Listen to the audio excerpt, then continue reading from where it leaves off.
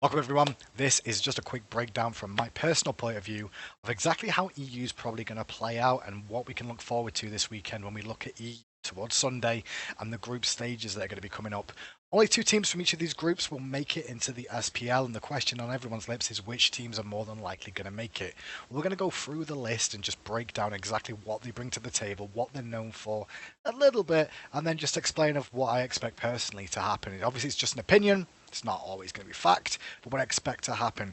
Pantera, number one, top of the shop, number one seeded in Group A, very good reason so. Their team composition is very, very strong. A lot of players on that team that have been around for a long time, adapting.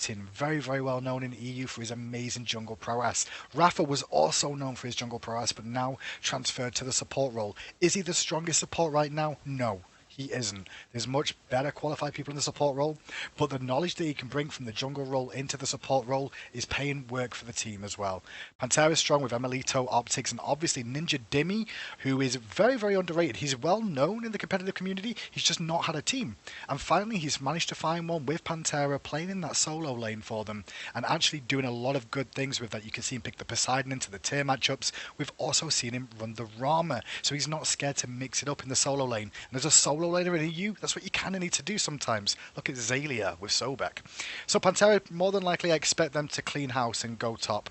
I don't think they're going to have too many issues with Dignitas, Conspiracy, or Wasted Talent. I expect Pantera will come out on top of this group, probably a 3-0. Dignitas, London Conspiracy, we'll talk about those two. Dignitas is a group of players that have been around for a long time. They've not been on the same team together. Shadow Nightmare Frostiak coming over from Fnatic to help form this team, along with Variety, who is an ex-Coast player. We'll talk about more Coast players shortly, as well as the rest of the team as well. Just checking I don't make a mistake with names, because I don't want to go and do that, because that'd just be absolutely terrible for me to do that. The rest of Dignitas obviously made up by Frezzy. We all know who Frezzy is, a great support player. Fantastic, you may very, very aggressive. Can get caught out of position sometimes, but if his team revolve around him and support him, he can actually bait people into a lot of fights. And with someone like Frostiak in the jungle there, because he plays very tanky and sort of engaging roles, he's not necessarily a tank, he's almost a second support. Those two could work very, very well together. Variety in solo lane, obviously Youngbei. Youngbei in the duo lane as the hunter player, very, very aggressive in lane. Sometimes overextends a little bit, but don't they all? Some of the best hunters do go aggressive at times, and that can happen to the best of us. That team on paper sounds fantastic when you think about it. Is the synergy all there though? That's my personal viewpoint on it. Youngbei and Frezzy have still got be working together to continue their work in the duo lane to make sure they're both in the same wavelength all the time. At the same time, Frostiak and Shadow Nightmare will combine fantastically anyway. They're used to doing that from when they were on the days of Fnatic. Variety in the solo lane, don't have to worry so much about him in terms of having to communicate with the team as much. Solo lane is like an island over in EU, and you've just got to be able to play the gods that you can play. Talk about Variety, he did get some stick for not having a bigger god pool. Well, over the recent months, he has improved it substantially. From the original days of ever seeing his Chunga, his Aphrodite, and his Ra, it was mainly Ra and Afro we saw, if you remember him, back on Coast. But now he's expanded that. He's also got some assassins mixed up in there as well, able to play those, as well as some other mages as well, likes of Jean Quay and etc. So as long as he continues expanding his god pool, I don't think he'll have a difficult time to continue playing on this team at a decent competitive level. May struggle against some of the other solo laners for now, but he has to continue learning the matchups to keep going forward. So with Team Dignitas on paper, they're looking very, very strong for that number 2 seed that they've got in this group bracket. Right behind the note is London Conspiracy. London Conspiracy also has Coast members, as we were mentioning, Shaggy, Schenken and Millsy. When you think about those two together, if you look back at Season 1 and back at the EU LAN, and before the EU LAN, the players that actually started to shine from them was when Princess Tomato was not available to play, and Millsy stepped in as Guan Yu in one of the first games he played. And when he did that, him and Shaggy Shen combined extraordinarily in that lane to really put the pressure on to some of the biggest teams around at the time. So that dual lane synergy is fantastic. Redfu, an almost unknown quantity to most, but he's in the EU Masters section, and he's not there for any particular reason other than he knows what the frick he's doing. The guy is good in the jungle, he understands mechanics of the gods that he plays. He struggled a little bit from what we've seen in recent weeks, I've got to say that. He has struggled with making sure he gets himself in the correct sort of positions. I'm going to say some of that is down to a bit of pressure. He's obviously not seen him in competitive too much before, at least in the big big boy teams anyway. And so with that, Red Fuchsia's going to step it up a little bit more in the jungle, and he can really start making an impact on that. Over obviously in the mid lane, we've got Suntouch. He's playing mid lane again. Suntouch switches around roles. He's been around a long time, been to Cloud9, been everywhere you want to see, and he gets a good bunch of fans too. So the big boys are really backing, looking at Conspiracy because of the fan base there. Look, Conspiracy do have a good shot at doing this. Snakeskin in the solo lane. I think he's going to suffer a little bit of Snakeskin. I think he needs to make sure he uses more of a god pool than Tyr. Tyr is very strong in the meta now. There's nothing wrong with that. But then when he came up against gods like Poseidon and stuff, if people realise he's just going to pick Tyr, he's going to struggle a little bit. So I think he just needs to work on making sure that he does expand that a little bit more, maybe counter pick a little bit more than just rushing the Tyr pick. He's very, very strong on Tyr. His Tyr play is absolutely amazing. We've seen time and time again. His decision making on that god is absolutely crisp and clear. He knows that god and he plays it very, very well.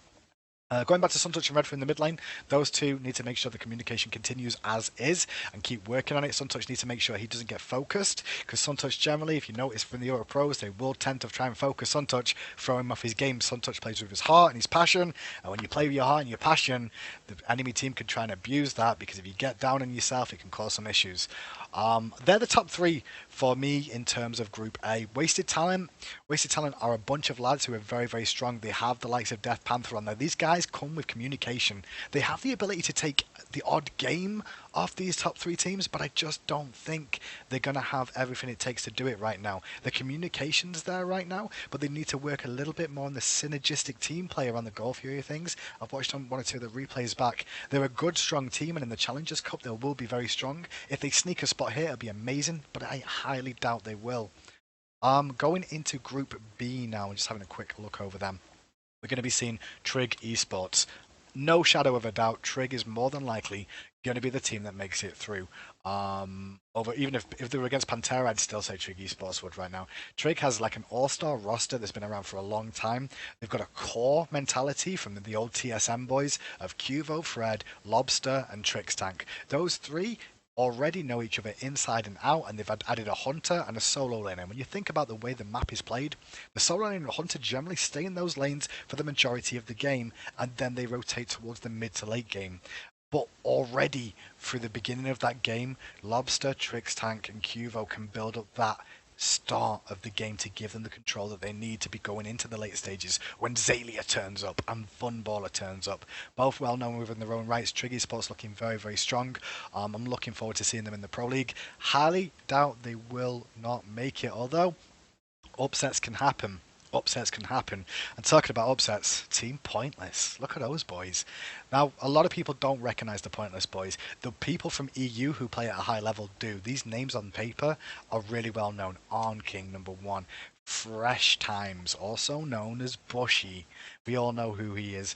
Along with that, you've also got the Pikachu in the jungle. And for me, the one person I didn't really notice before, honestly, was Skrit. Skrit is fantastic in the mid lane. His mechanics were amazing this weekend. And he at times put that team on his back and carried. He did so much damage. His positioning was pretty good overall, and his mechanics were so wonderful to watch. I'm really scared. It's like the new meta for, the new sort of player from EU in the mid lane that I'm really looking forward to seeing this season is Skrit. Does Team Pointless have a chance of going through?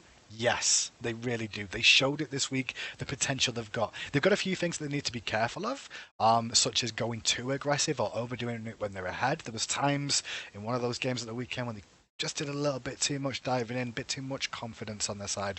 But the boys are looking very strong. The only problem with Team Pointless going through, I think it'll be Team Pointless going through if it wasn't for the fact they're up against Spicy Waffles. Spicy Waffles with Yamin, Half Devil, Bobat, Wolfie, and Aero. Now, Aero, Half Devil, I know from the top of my mouth, top of my head, Aero is a fantastic player. You saw him with Suntouch over on the Potato Boys last season. You know Half Devil from the likes of Cloud9, from the likes of Fnatic at the EU. Those two names ring a bell because they're both very, very strong players. They've added Wolfie, who was an ex-TSM sub, and he's going to be transitioning into the team as well, playing very strong for himself. Ninja Bobat in the jungle. I think Bobat is probably one of the best LAN junglers I have ever met in my life. When it comes to online play, though, Bobat brings it down a tier scale. He doesn't seem as strong as he is when he's at LAN, but if he can get to the land, dear God, you better be terrified of him. Although he's going to make sure he doesn't buy banned items because, if he does that, I doubt they're going to get past Pointless. But yeah, I think with Spicy Waffles and with Team Pointless, those two teams alone, I think that's going to come to a head-to-head matchup between those two. I expect them both to lose to Trig. I expect them both to be on upcoming stars. I'll go over upcoming stars in a minute. But I expect them to both do very, very well and be looking to challenge for it. And I think that one matchup of the day between Team Pointless and Team Spicy Waffles will be the one that decides it. Would I rather see one team over the other? No, because I both think they both bring different individual stuff to it. I'm going to give a shout out to Spicy Waffles and say I expect them to edge it, but it doesn't mean that Pointless can't edge it and win this one as well. I'm just going to give the slight edge to Spicy Waffles, just due to high level pressure in this sort of situation where they have to get the result to go through. It's the only reason I'm going to give it to them. Over that upcoming stars last on the list, obviously I've just said I don't expect them to do very well, not because they're bad players at all. The team of upcoming stars, you've got the likes of Sausage in the solo lane, Qn as well. Those guys are very, very good. Will they do well in the challenger scene? Hell yes, they will. Keep an eye out for them, because if they continue working the way they have been in this tournament, the 2 weekends, then upcoming stars can really see themselves going forward and being the potential titan alongside wasted talent of getting themselves into that sort of position of pushing themselves into the Pro League next season. My personal breakdowns of all the games then, basically I think I'm going to see Pantera will clean sweep. Dignitas will probably go 2-1. I'm going to give the edge to Dignitas. London Conspiracy 1-2, Wasted Talent 0-3 in Group A. In Group B, I expect Trig to come out on top with a 3-0. Team Pointless will probably expect it's going to be 1-2. I'm going to say 1-1. I'm going to say 1-1 with Pointless and Spicy Waffles 1-1. Upcoming stars 0-3. But I expect 1-1s between those two, and whichever one wins that game between Spicy Waffles and Team Pointless will probably be the ones you'll see in the Pro League. Hopefully that's some sort of breakdown for you of what I expect from these things. Don't know how long this went on, I just thought I'd give it a go and see how it goes. But they're the teams, that's what we've got to look forward to this weekend, and I'll see you all later.